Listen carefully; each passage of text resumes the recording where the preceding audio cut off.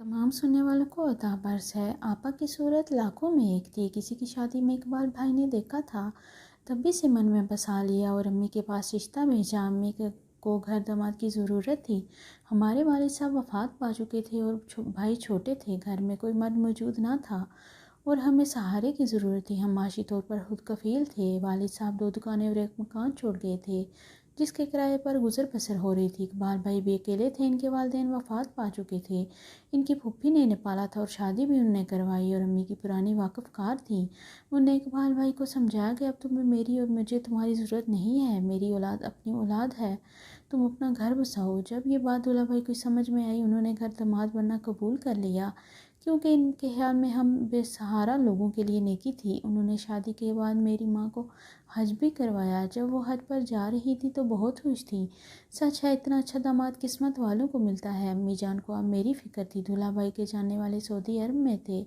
उन्होंने अम्मी जान को अपनी एक वाक़फ़ फैमिली से मिलाया। उनका भांजा काशिफ बहुत अच्छा था और रोज़गार के सिलसिले में वहाँ मुकीम था। हज के दौरान काशिफ ने अम्मी जान की बहुत खिदमत की, इनका दिल जीत लिया।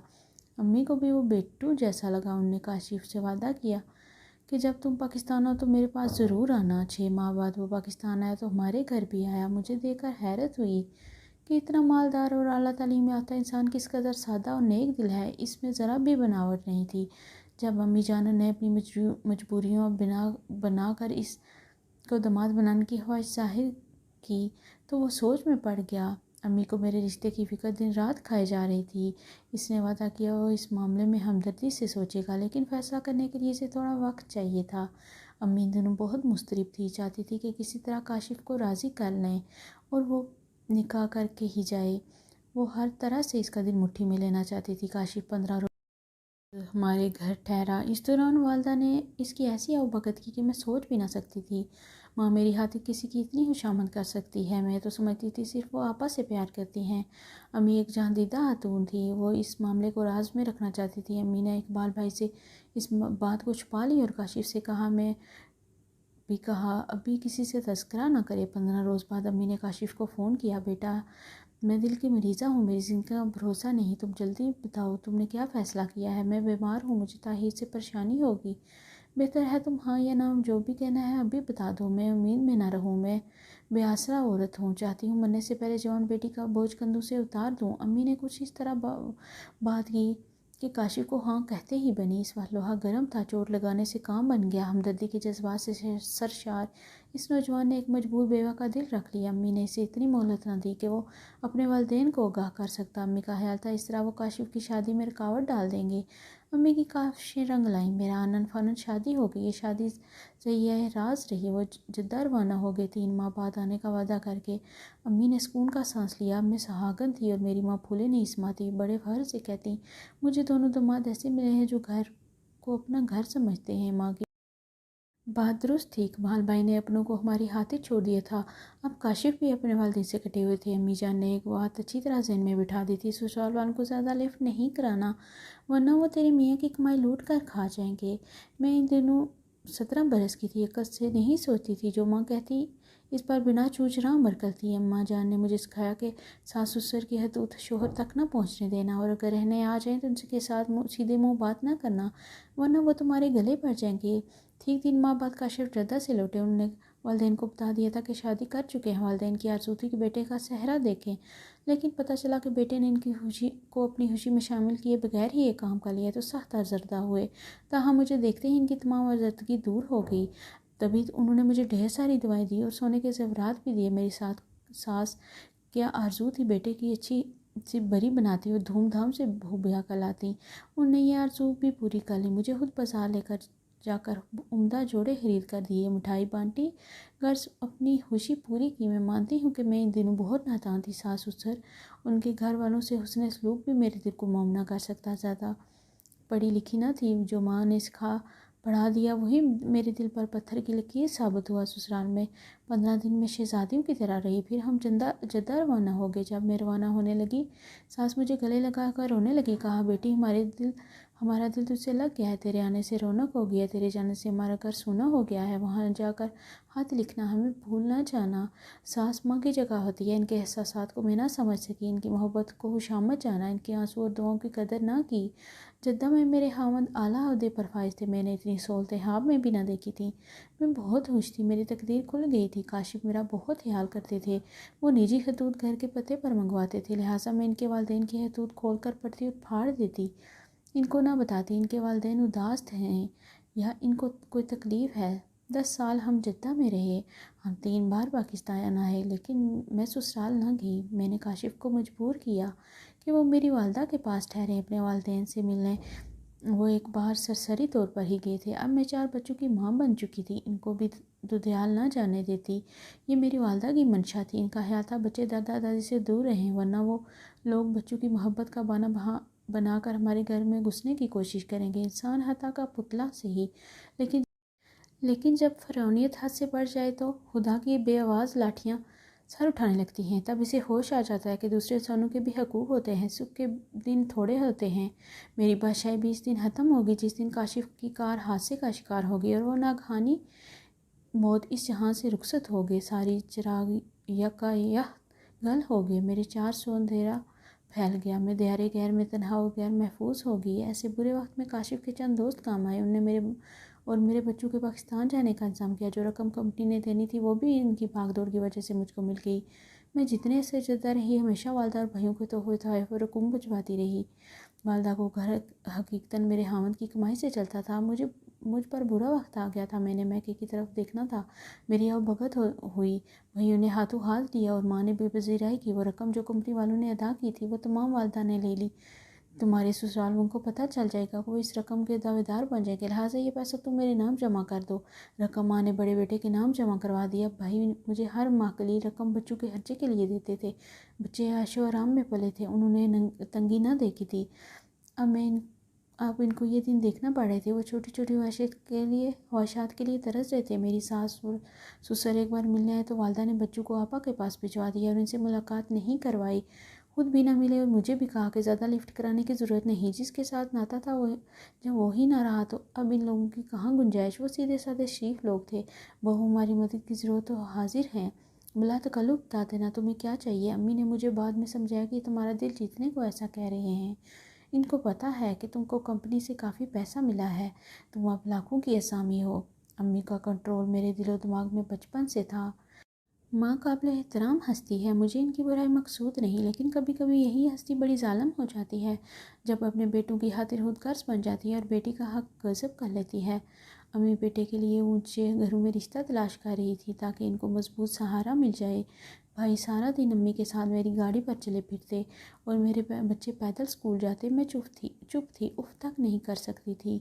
माँ जैसा चाहती थी वैसा करती थी। उन्होंने एक खुशहाल घराने में बड़े भाई का रिश्ता कर दिया। जेवर और बरी मेरे पैसों से बनाया गया और दुल्हन का कमरा सजा दिया गया। घर की दोबारा तामीर भी करवाई। अच्छे घर वालों में रिश्ते हों तो खर्चे भी अच्छे करने पड़ते हैं। भाई की शादी में माँ ने दिल खोल कर खर्चा किया, शानदार वलीमा दिया।